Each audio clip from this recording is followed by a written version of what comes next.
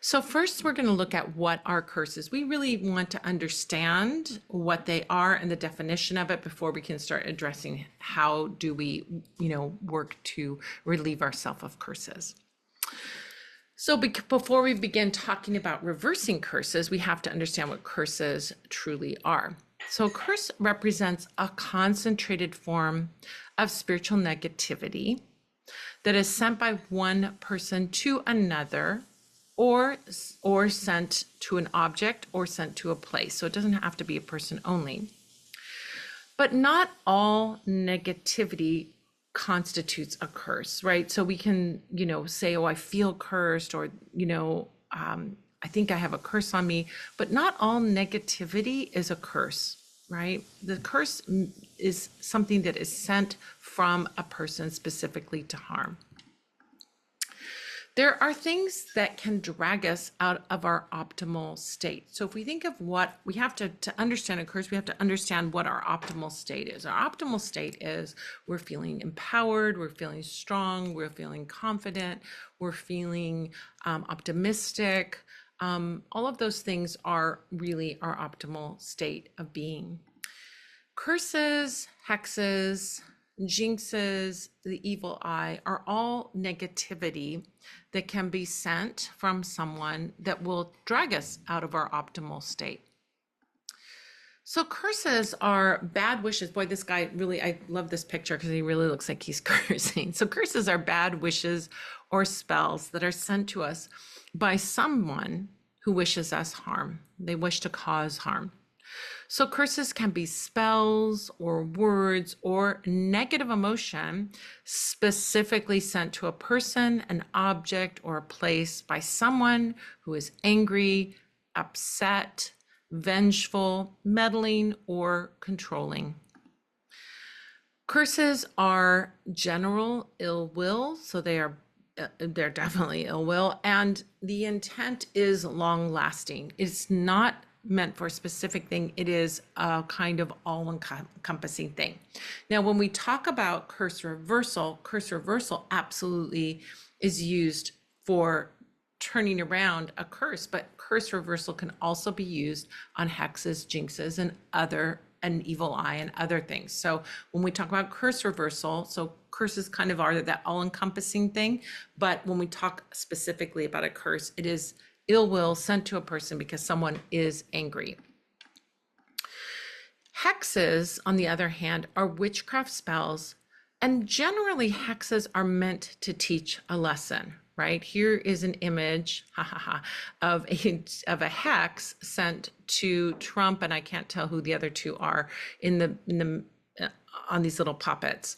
This was done, I think this is the curse that was done by Catland in New York when Trump was elected the first time, or when he was working on the Supreme Court. So hexes are there to teach a lesson, right? We don't want you to be a raging, narcissistic, racist, sexist, homophobe. We're going to teach you a lesson by casting this hex. Hexes can be cast to address injustice or other grievances that we might have. Hexes are usually focused on a specific group or a topic. It can even be not even a group of people. It can be around a thought form or a topic or a person or group of people. Hexes usually have a shorter term effect than a curse. It's done with a specific intention. You're doing something bad. I'm hexing you to teach you a lesson about that. Jinxes are, as we go down this, by the way, we're getting milder and milder. So curse is the strongest, most long lasting, can last even generationally. Hexes are addressed to teach a lesson about a topic. If the person learns their lesson, then the hex falls apart. Jinxes are the least of these, which are blocks and bad luck. So jinxes can be sent intentionally. Usually there's to stop someone from moving forward in their life, stop someone from having success, to bring them bad luck, but it's not meant to destroy a person. Jinxes can also be picked up by doing a forbidden act, meaning you touch something that's jinxed, or you do something like walk under a ladder, or other forbidden act, and you can pick up a jinx that way as well. And a category all on its own, but still follows under the umbrella of the bigger umbrella of a curse, is the evil eye. So the evil eye is when someone looks at you with a jealous or an envious feeling. So this can be intentional. They might feel like, ooh, I want something bad to happen to you because I'm jealous of you. Or they could just be jealous of you and not want to harm you, right? But it doesn't matter. The jealous glance can create evil eye energy. So whether they have ill wishes to you or not, if they are looking at you with that envious glance, then it can cause you misfortune. So things like an illness or a misfortune can be the result of carelessness. We always look at to see, not everything negative that happens to us, of course, is a curse or the evil eye or any of the above. So these things can happen just because we're humans living in this world, and good and bad things happen. But they can also occur because somebody looked at you looked at you and at what you had, and had an envious glance. They had an envious look towards you.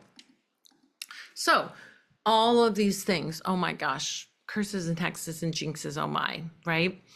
Well, we could call all of these things curses. We could call all of these things really what we want to more identify them as spiritual negativity. And it can seem pretty scary and daunting as we look at these things. Oh my gosh, these things are out there and they exist.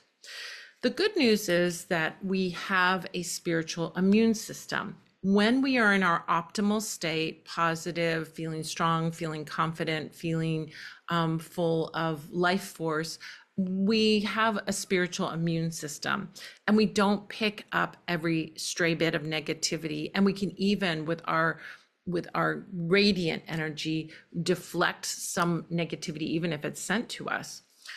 So we don't necessarily feel the effect of every time somebody looks at us, let's say with a jealous glance, we're not going to feel the effect of it. When we're spiritually aligned, we can resist most forms of negativity. But if we're not spiritually aligned, if we're feeling low vibrations ourselves, then we are more likely, just like in a low immune system, we're more likely to pick up that spiritual negativity.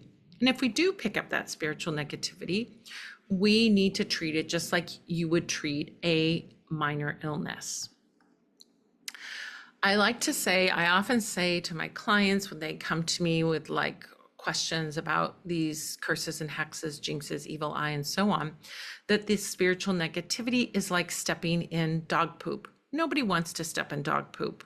This is not a thing that anybody wants to happen to them, right? But if you don't do anything about it, when you do step in dog poop, you'll track it all over your house, you'll bring it into your car, and you're going to create big problems in your life. And it's the same thing with a curse or a jinx or hex. If you don't do anything about it, it's going to cause problems, and perhaps even cascading problems in your life. But if you address it and clean it up, you can quickly get back on track. And it is pretty easy to address and clean up. It's just people don't do it. People don't know what to do, and they don't do anything about it. And that's why they track it all over, and they get that cascading effect of the hex or the jinx or the curse. So in this workshop, we're going to teach you how to address it, how to clean it up. So anytime you get an inkling that something is going on that's a little off, you can address it and go on your merry way.